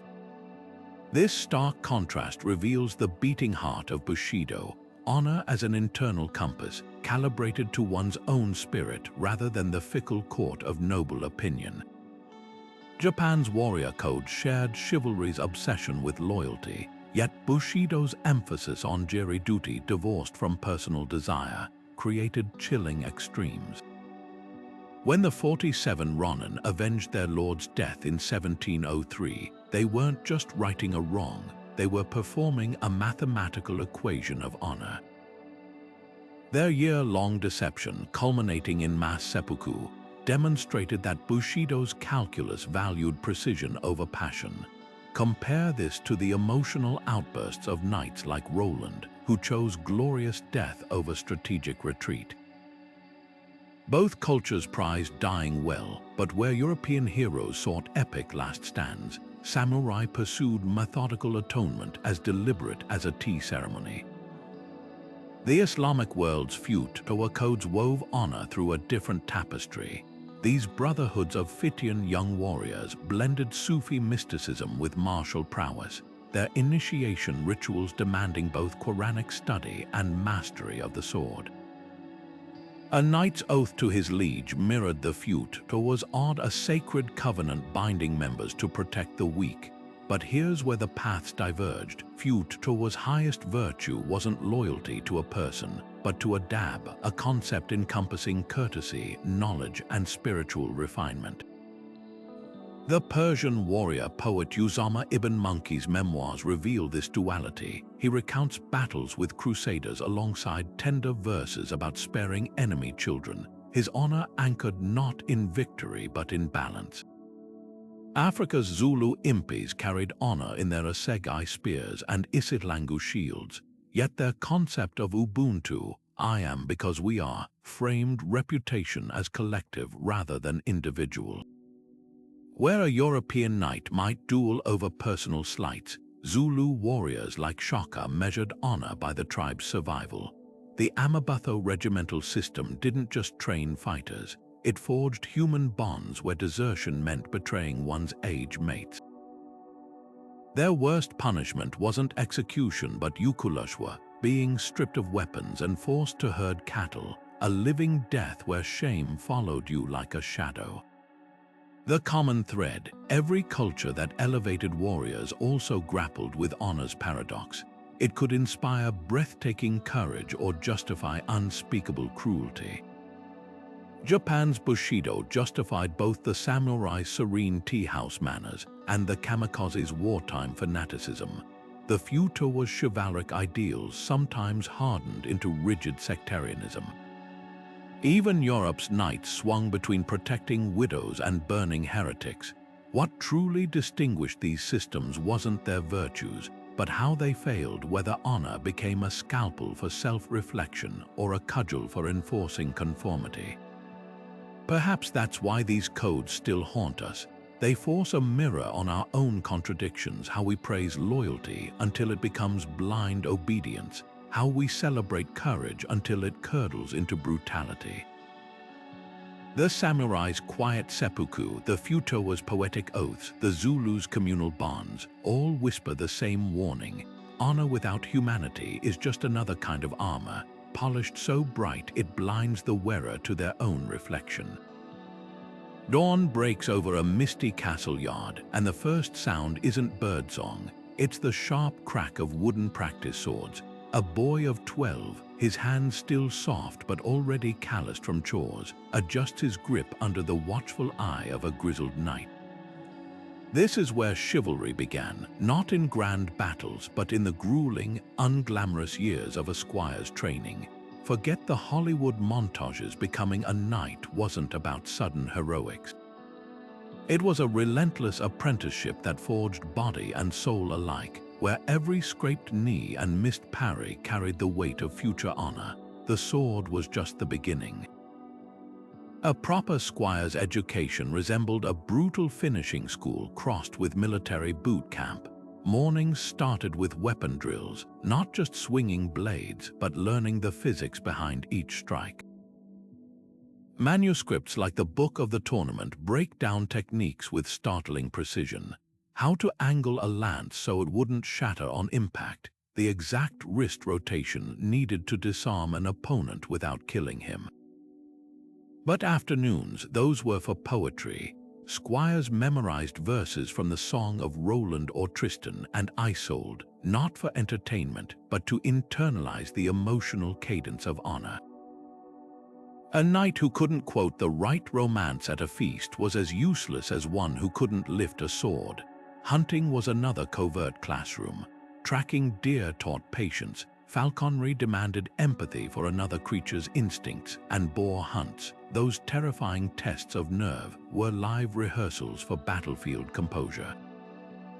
The Livre de Chasse, a 14th century manual, reveals the hidden curriculum. A squire who panicked when a wounded boar charged might find himself relegated to stable duty indefinitely. These weren't just tests of skill, but of character. Cheating using nets to trap game or bribing kennel masters was considered worse than cowardice because it revealed a rot at the core. Then came the hazing. Older knights would stage elaborate pranks, like sending green squires on fool's errands to fetch non-existent left-handed daggers or barrels of elbow grease. These jokes had teeth. The Ménagier de Paris, a medieval household guide, explains the logic. Humiliation taught resilience. A boy who couldn't endure mockery would crumble under real disgrace. Some orders took it further. Teutonic knights allegedly made initiates wear donkey ears during meals, a constant reminder that pride came before the fall. Courtly manners were drilled with equal intensity. Dancing wasn't frivolous, it trained muscle memory for combat footwork. Table service, carving meat at precise angles, serving wine without spilling wasn't servitude, but a lesson in humility. The worst punishment wasn't extra chores, but being barred from the high table, forced to watch peers practice the rituals that defined noble adulthood. Even clothing held lessons. Squires wore tight-fitting coats that restricted movement, a physical reminder that every action must be deliberate. The stakes were terrifyingly personal. Chronicles tell of a squire named Henricus who froze during his first mock battle in 1184. His master didn't berate him, he simply turned away and never spoke his name again. Henricus spent the next decade as a lowly groundskeeper, his potential erased by one moment of hesitation. Contrast that with the legend of young Godfrey of Bouillon, who earned his spurs early by calmly binding his own wound mid-duel. The lesson was clear: skill could be taught, but composure was the bedrock of honor. What's most striking is how these lessons permeated daily life. Squires weren't just trained, they were observed constantly, their every stumble noted in the invisible ledger of reputation. A boy who kicked a hound in frustration might wake to find his sword hand tied to his belt for a week.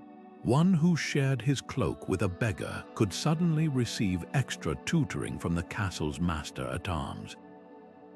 The system was ruthless, but it worked. By the time a squire knelt to be knighted, the code wasn't just memorized, it was etched into his bones, ready to guide him when no one was watching. Modern military academies still echo this model. West Point's honor code and plebe hazing are distant cousins to the squire's ordeal, but there's a crucial difference. Today's cadets can eventually leave the system. For a medieval squire, honor wasn't just a career, it was the oxygen he'd breathe until death, and that's what made the training so merciless. Every bruised ego, every humiliating failure was preparing him for a world where one lapse wouldn't just end his life, but erase his name. Chivalry's gleaming armor concealed a brutal truth. The very code meant to civilize warriors often became a license for bloodshed. Take the infamous feud between the Percy and Douglas families, a conflict that turned the Scottish borders into a slaughterhouse for generations. What began as a minor land dispute in 1388 escalated into a vendetta where each massacre was sanctified by the language of honor. When Hotspur Percy executed prisoners after the Battle of Homildon Hill, he didn't see butchery, he saw righteous redress for past slights.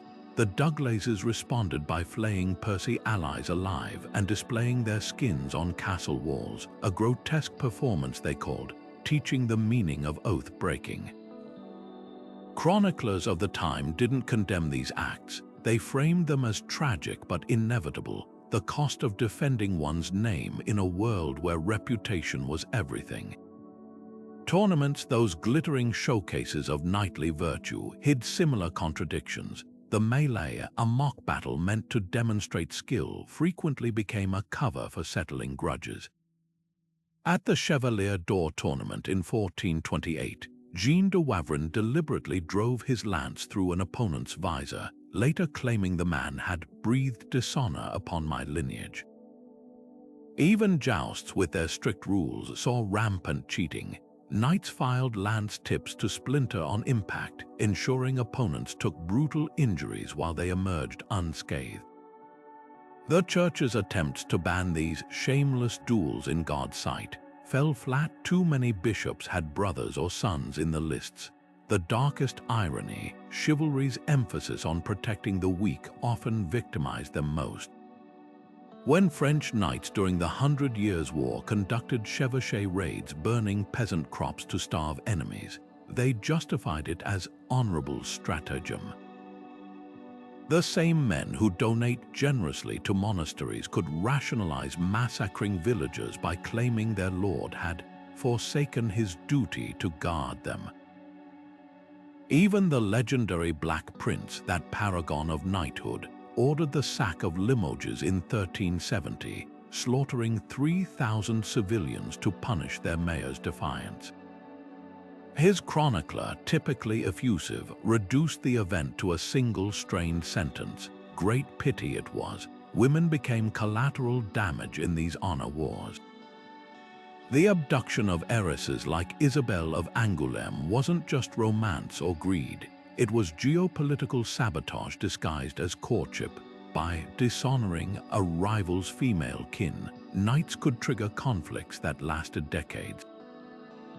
The tragic case of Marguerite de Burgundy, imprisoned for adultery by her royal husband, reveals the double standard. Her alleged lovers were executed without trial, while the king's own infidelities were waved away as natural excesses of noble blood. What makes this systemic violence so chilling is how thoroughly it was internalized. Knights didn't see themselves as brutes. They saw their actions as painful necessities demanded by an unforgiving code. The Livre des Faits de Jacques de Lalaing recounts how the Burgundian knight wept while burning a Flemish village, yet still torched every house because "my word binds me." This cognitive dissonance echoes uncomfortably today, from gang initiation rights to corporate whistleblower retaliation. The lesson is clear: any honor system, no matter how lofty its ideals, risks becoming a self-perpetuating engine of cruelty when survival depends on never backing down. Perhaps the most damning indictment comes from an unexpected source, the Chanson de Roland itself. When Roland refuses to sound his horn for help at Roncesvalles, his foolish pride gets his entire rear guard slaughtered. The poem's original audience would have recognized the warning. Honor untempered by humanity isn't virtue, it's vanity with a body count. And that's chivalry's true legacy, not just shining castles and noble quests, but the realization that the louder a culture proclaims its righteousness, the more shadows it casts. The clang of aluminum swords echoes across a sunlit field as a teenager in homemade chainmail adjusts his helmet, preparing to bow before a queen elected by popular vote. This isn't a Hollywood set.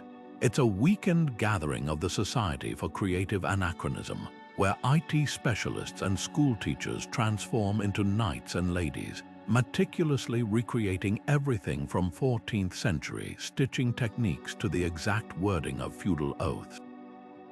What's fascinating isn't their historical accuracy, it's why they bother. In an age of smartphones and space tourism, thousands willingly submit to the rigid honor codes of a bygone era, not as escapism, but because chivalry's dilemmas feel startlingly relevant. Academia's approach is more forensic but no less passionate. When historian Richard Kiyupa lectures on medieval violence, he isn't just analyzing texts, he's dismantling the myth of knights as uniformly noble. His research reveals how real warriors like William Marshall manipulated the honor system, using tournaments as legalized racketeering while still believing themselves paragons of virtue. Meanwhile, scholars like Larissa Tracy compile records of judicial duels to expose how often God's judgment was rigged, lances hollowed out to break on impact, armor secretly weakened at key joints. These revelations don't diminish chivalry's legacy, they humanize it, showing how medieval people themselves wrestled with the gap between ideals and reality. Pop culture amplifies this tension. Game of Thrones didn't just borrow knights, it dissected them. Jaime Lannister's infamous line, "So many vows, they make you swear and swear," lays bare the hypocrisy of honor systems, while Brienne of Tarth embodies their redemptive potential. The show's genius was making viewers debate modern ethics through medieval frames. Is Ned Stark's inflexible honor noble or irresponsible? Was Cersei's shamelessness power or pathology? Even the Night's Watch oath, "I shall wear no crowns and win no glory," resonates with firefighters and soldiers today, proving these aren't just plot devices but mirrors. Living history museums take interpretation further. At England's Warwick Castle, actors don't just joust, they stage mock trials where visitors vote whether a knight broke faith with his lord, sparking debates about workplace loyalty and corporate ethics. The Tower of London's reenactments of royal betrayals force audiences to confront uncomfortable truths. Was Thomas More's refusal to compromise principle heroic, or did it abandon his family to poverty? These aren't academic exercises, they're moral laboratories where the past becomes a lens for modern dilemmas. Even video games like Kingdom Come, Deliverance gamify honor's complexities. Players who loot peasant homes face not just legal consequences, but reputation damage. Shopkeepers overcharge them, allies withhold information. The game's speechcraft skill reflects medieval rhetoric's real importance. A silver-tongued knight could talk his way out of battles no sword could win. RPGs reveal what textbooks can't: how honor functioned as a daily currency, where every interaction was a transaction in trust. The darkest reinterpretations come from military historians. West Point cadets study the Crusades not for tactics, but as cautionary tales about righteous violence. When a lecturer compares Saladin's mercy at Jerusalem to modern rules of engagement, or contrasts the Templars' banking empire with defense contractor scandals, the lessons hit home. Meanwhile, forensic archaeologists analyzing mass graves from the 100 Years' War prove how often chivalry's glorious deaths were actually executions of surrendered men, a grim reminder that honor's rhetoric often masks brutality. Yet for all its flaws, the chivalric ideal endures. Modern knighthoods like the Order of Malta still require vows to serve the sick and poor. Martial arts dojos teach Bushido alongside judo throws. Even corporations adopt chivalric leadership programs, framing teamwork as modern fealty. The through line is clear: we haven't abandoned the hunger for codes, we've just democratized them. Where once honor bound knights to lords, now it binds us to causes, careers, communities. The armor changed, but the ache for meaning beneath it never did. Perhaps that's why a teenager in plastic armor still bows so seriously at Renaissance fairs. Not because he believes in kings, but because he recognizes something timeless, that honor, however imperfect, gives weight to our choices. And in an age of endless digital personas, that weight feels more precious than ever. The trembling hand of a knight swearing an oath, the gut-wrenching moment when a herald tears the spurs from a disgraced warrior's boots, these weren't just medieval theater. They were the heartbeat of an entire civilization, pulsing through wars, marriages, and even the way people broke bread at feasts. What's haunting isn't how different their world was from ours, but how similar. Strip away the chainmail and thrones, and you'll find the same raw human fears. The terror of being shunned, the desperate need to belong, the crushing weight of expectations. Consider the knight who'd rather charge into certain death than endure whispers of cowardice. Now scroll through modern social media, where a single misstep can trend globally. Careers evaporate overnight, and apologies are dissected for sincerity. The stakes have changed, but the emotional calculus remains identical. Reputation is still currency, shame still burns, and redemption is just as elusive. When a viral tweet replaces the town crier's proclamation, or a corporate scandal sparks hashtags instead of heraldic abatements, we're not witnessing something new. We're replaying an ancient script with different props. Literature knew this truth centuries ago. The Green Knight's axe hovering over Gawain's neck wasn't just about a mythical challenge. It was a metaphor for every time we've lied to preserve our image, then panicked when the truth threatened to surface. Lancelot's affair with Guinevere didn't destroy Camelot because love was forbidden. It collapsed because trust, once broken, unravels everything built upon it. These stories endure not because they're exotic, but because they're mirrors. We still joust for approval, armor ourselves with carefully curated personas, and dread the moment our own green girdles, those hidden compromises, might be exposed. Yet within this bleak landscape, chivalry offers an unexpected gift, the reminder that honor systems, for all their flaws, gave life structure and meaning. The knight who donated to monasteries after pillaging villages wasn't just hypocritical, he was human, wrestling with his own contradictions. Our modern codes may lack ceremonial swords and fealty oaths, but we still crave frameworks to tell us what's worth fighting for. The real question isn't whether these systems are perfect, but whether they help us become better than our worst impulses. So as the castle gates close on this journey, leave with one final thought. Next time you hesitate before clicking post or feel your cheeks burn under criticism, remember, you're not so far from that armored figure kneeling before his king. The battlefield has changed, but the war within the struggle to live up to who we claim to be remains the oldest story of all. And perhaps that's why chivalry still whispers to us. Not because we need its rules, but because we recognize its heart, the terrifying, exhilarating weight of choosing every day what kind of legend we'll leave behind.